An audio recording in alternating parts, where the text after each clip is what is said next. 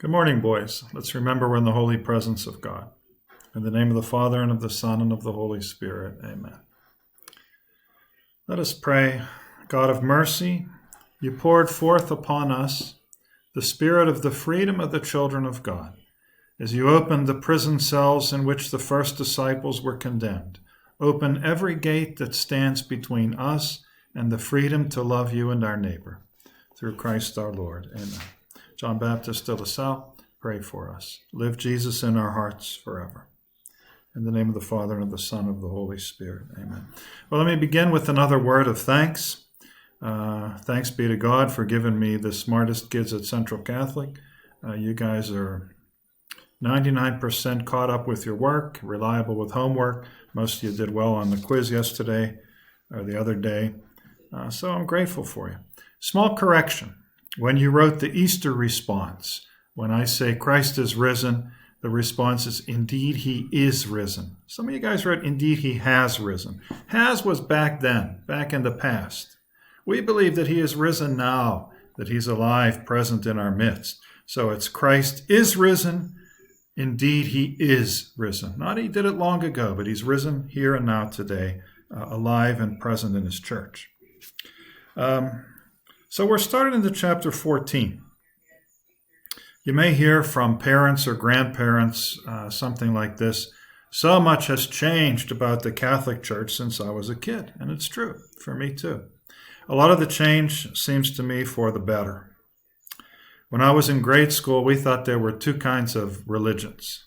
There were Catholics and there were publics. Because when you were a kid, either you went to the Catholic school, you were a Catholic, or you went to the other school and you were a public, whatever that is. There's no such religion as publics. Anyhow, my grandma, to give you an idea how things were in relationship with other churches, she was forbidden by her priest and got in trouble, had to do penance in front of her church because she went and served as a bridesmaid in a Lutheran church.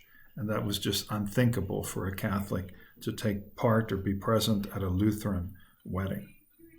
One kid in my neighborhood used to he was a mudslinger. He used to call us Catholic kids mackerel snappers. I don't know if you know what that is, but a mackerel is a fish. And so because we Catholics weren't allowed to eat meat on Fridays ever back in my day as a kid, he called us mackerel snappers, or he called us bead janglers, because he thought all Catholics were on their knees praying the rosary every night. Not a bad thing to do, but even so. Others thought we were slaves to the Pope. Many Americans back when I was in first grade questioned whether President Kennedy, a Catholic president, whether his allegiance to the Pope might interfere with his role as president or might make him an unfit president for our country. Well, those things are behind us, thanks to the Holy Spirit. Understanding, tolerance are more the word of the day, while at the same time we remain faithful as Catholics to our own traditions. There are misconceptions.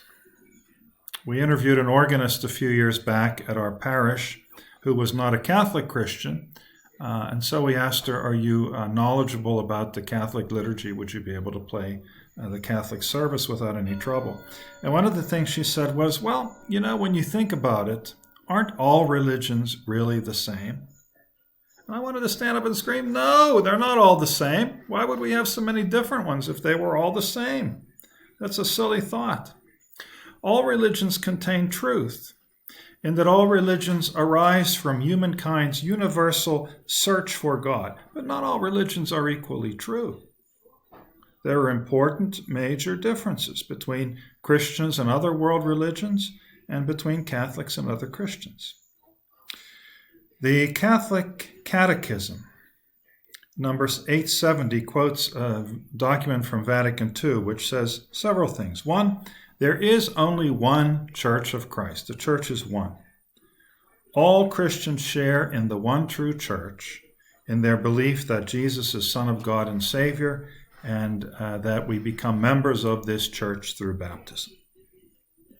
The second point that we Catholics believe is that this Church, this one true Church, subsists in the Catholic Church under the authority of our Pope and bishops.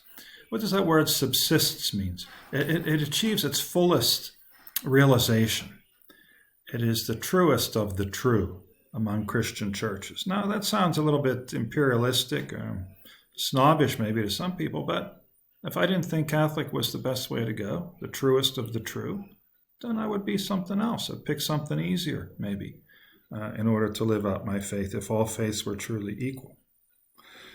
At the same time, we Catholics believe this. This is also from that Vatican II document, Lumen Gentium.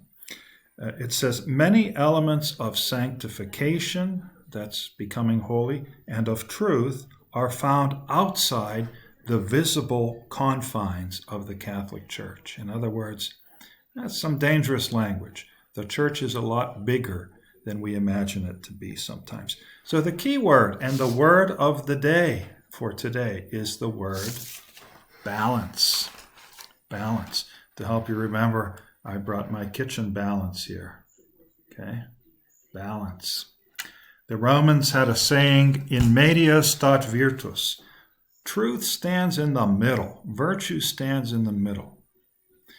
Not always, but the truth is not usually found in the extremes. The truth is found in a balance. So that's the word for today, balance. So we see this balancing act in the way we Catholics view other religions. Particularly, let's start today with those religions that are not Christian religions. So we're talking about the main faiths of Buddhism, Hinduism, Islam, Judaism. There are other smaller religions, Jainism, Sikhism, various other religions, but those are the biggest and the main ones. So what do we say to balance this out? First of all, we Catholics and other Christians as well believe that salvation is only through Jesus Christ. He's the only true Son of God. He's the only one who can bring us healing, bring us back into the presence of God that we rejected long ago.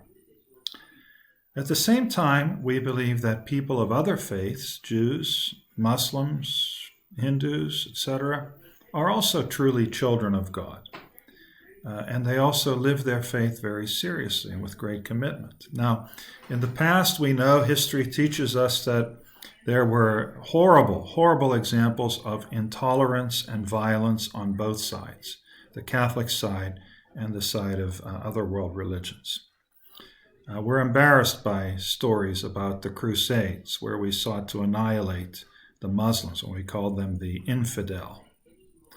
Look at how, through the history of Europe, Jews were herded like cattle into barns, and then the barns lit on fire in pogroms, which maybe laid the groundwork for the accomplishments of Nazism and Hitler in the 20th century. Look at the Native Americans, who were often forced to adopt the Catholic faith against their will, in total disregard for their own faith traditions, their own spirituality.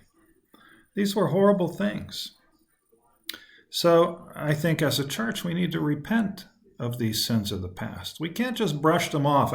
Your book had a line in it that said these were the sins of individuals, not sins of the church. Well, what makes up the church? The individuals, right?